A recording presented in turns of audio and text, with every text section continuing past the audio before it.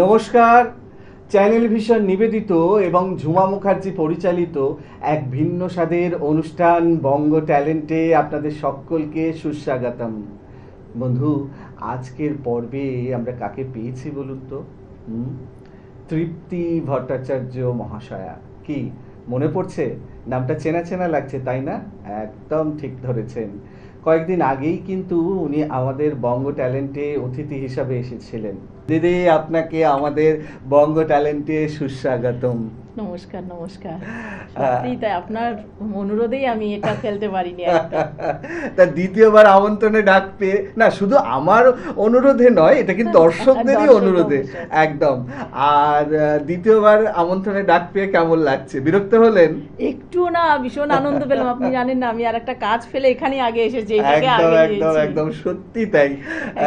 আমরা তো এইটুকুর জন্যই দৌড়ই, তাই না? একদম একদম, এটা আমাদের ভালো লাগার জায়গা। একদম ভালো লাগার জায়গা। আমরা একদম সরাসরি উপস্থাপনায় যাই। আজকের অনুষ্ঠানে আপনার প্রথম নিবেদন কি হবে? আসলে আমাদের গুরুদেব তো মানে জানি না সবারই হয়তো গুরুদেব আমাদের রবি ঠাকুর। একদম। একটু রবি ঠাকুরকে স্মরণ করে আমি তারপরে অন্য কিছুতে যাই। নিশ্চয়ই প্রথমেই রবীন্দ্রনাথ। আমি প্রথমে রবীন্দ্রনাথ। একদম শুরু করুন তাহলে। বিশ্বকবি রবীন্দ্রনাথ ঠাকুরের আমি। আমারই চেতনার রঙে পান্না হলো সবুজ, চুনে উঠল রাঙা হয়ে। আমি চোখ মেললুম আকাশে, জ্বলে উঠল আলো পূবে পশ্চিমে। গোলাপের দিকে চেয়ে বললুম সুন্দর, সুন্দর হলো সে। তুমি বলবে এই যে তত্ত্ব কথা, এ কবির বাণী নয়। আমি বলবো এ সত্য, তাই এ কাব্য। এ আমার অহংকার, অহংকার সমস্তের মানুষের হয়ে মানুষের অহংকার পটেই। বিশ্বকর্মার বিশ্বশিল্প। তত্ত্বজ্ঞানী জপ করছেন নিঃশ্বাসে প্রশ্বাসে। না না না, না পান্না, না চুনি, না আলো, না গোলাপ, না আমি, না তুমি।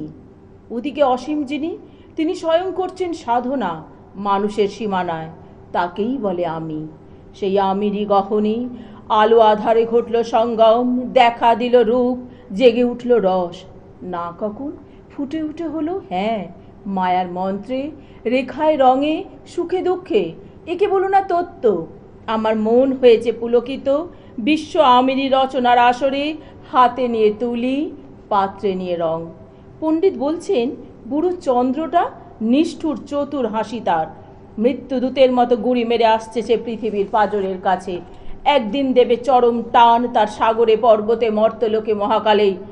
পাতা জুড়ে নামবে একটা শূন্য, গিলে ফেলবে দিন রাতের জমা খরচ। মানুষের কীর্তি হারাবে অমরতার ভান, তার ইতিহাসে লেপে দেবে অনন্ত রাত্রির কালি। মানুষের যাবার দিনের চোখ বিশ্ব থেকে নিকিয়ে নেবে রং, মানুষের যাবার দিনের মন ছানিয়ে নেবে রস। শক্তির কম্পন চলবে আকাশে আকাশে, জ্বলবে না কোথাও আলো।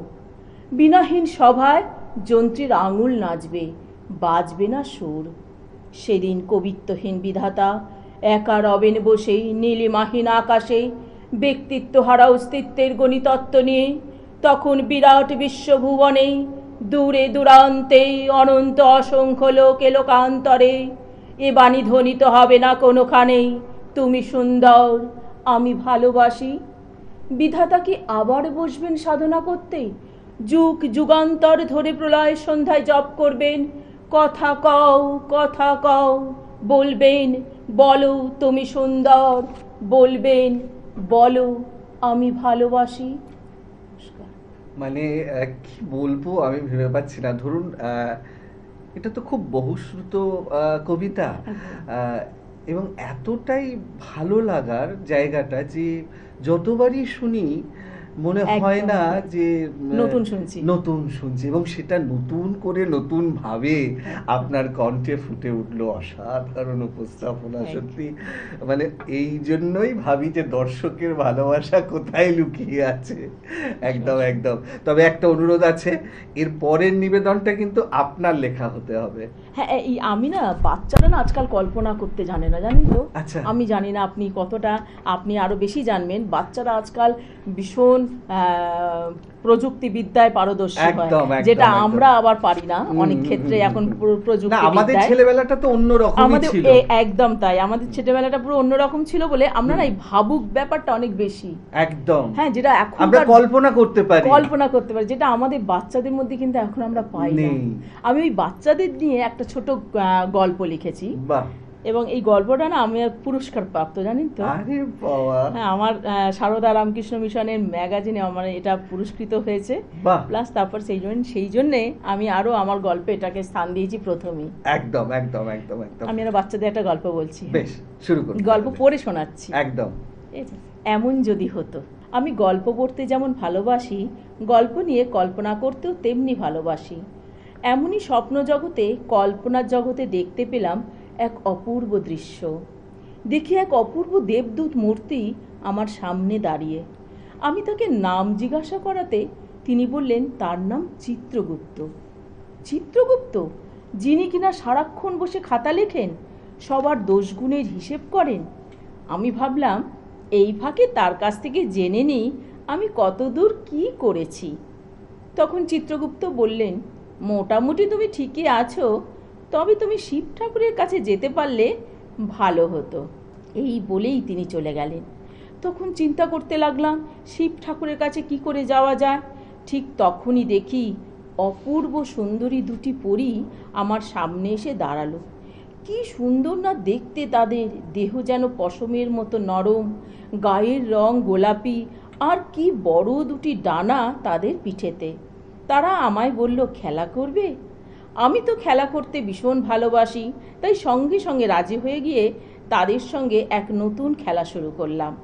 খেলা শেষ করেই তারা চলে যেতে চাইল। তখন তাদের আমি জিজ্ঞাসা করলাম কোথায় যাবে। ও বলল স্বর্গরাজ্যে, যেখানে শিব, দুর্গা, লক্ষ্মী, সরস্বতী সবাই থাকে। তাই শুনে আমার কি আনন্দ। তখন পরীদের বলি, তোমরা আমায় সঙ্গে নেবে? আমি শুধু শিব ঠাকুরকে একটা কথা বলবো।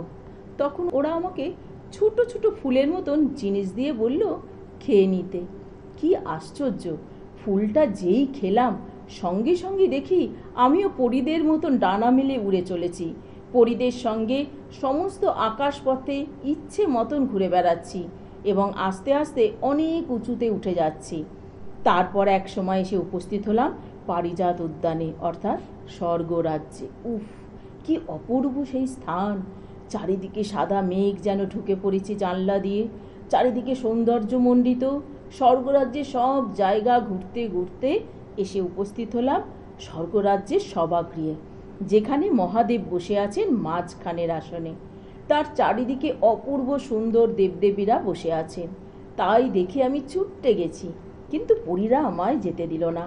বলল আগে নাচ করে দেখাতে হবে দেবতাদের, তারপর যদি মহাদেব খুশি হন তাহলে মহাদেবের কাছে যাওয়া যাবে।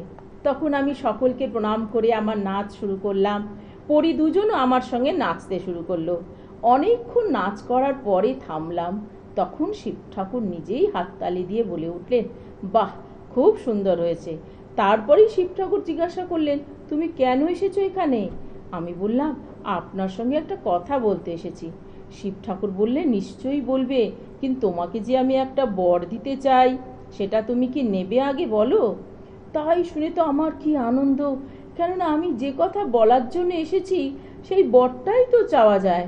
আমি শিব ঠাকুরকে বললাম আমি যেন মানুষের মতন মানুষ হয়ে নিজের পায়ে দাঁড়াতে পারি। শিব ঠাকুর আশীর্বাদ করলেন, সকল দেবতাও একটা একটা বর দিলেন। তারপর আমি মহা আনন্দে আবার পরীদের সঙ্গে ভাসতে ভাসতে খেলা করতে করতে বাড়ি ফিরে আসছি। এমন সময় দেখি মা আমাকে ভীষণ ডাকাডাকি করছেন। সকাল হয়ে গেছে বলে মায়ের ডাকে ঘুম ভেঙে গেল। বুঝলাম এতক্ষণ স্বপ্ন দেখছিলাম। হায় রে, সত্যিই যদি এমন হতো।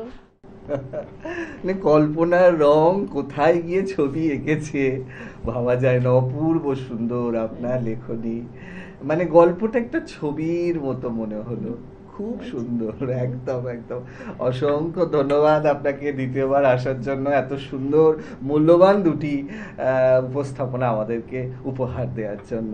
হুম, এবারে বিদায় নেওয়ার পালা, সময় আচ্ছা। একদম শেষ। আচ্ছা, ঠিক আছে। সত্যি দর্শক বন্ধু, আপনারাও কিন্তু আমার সাথে একমত হবেন। আজকে তৃপ্তিদিকে পেয়ে আমাদের অনুষ্ঠান একদম কবিতায় এবং অনুগল্পে ভরে উঠেছিল। সত্যি কথা বলতে কি, এরকম একটা অনুষ্ঠান শেষ করতে ইচ্ছা করে না, বিশ্বাস করুন, কিন্তু কিছু তো করার নেই, সময় একদম শেষ, বিদায় তো নিতেই হবে। তবে বিদায় নেওয়ার আগে সেই গুরুত্বপূর্ণ কথাটা আবারও বলে যাই, আপনারাও যদি আমাদের এই অনুষ্ঠানে অংশগ্রহণ করতে চান তাহলে দেরি কেন, চট করে আপনাদের একটা পারফরমেন্সের ভিডিও আমাদেরকে হোয়াটসঅ্যাপ করে দিন। আর সেই ভিডিও যদি আমাদের ভালো লাগে তাহলে আপনারাও চলে আসতে পারবেন আমাদের এই অনুষ্ঠানে অংশগ্রহণ করতে। আমাদের হোয়াটসঅ্যাপ নাম্বার 9804272808। তাহলে দর্শক বন্ধু, আজকের মতো বিদায়, আবারও দেখা হবে আগামীকাল ঠিক এই সময়ে। ততক্ষণ পর্যন্ত বিদায় বন্ধু।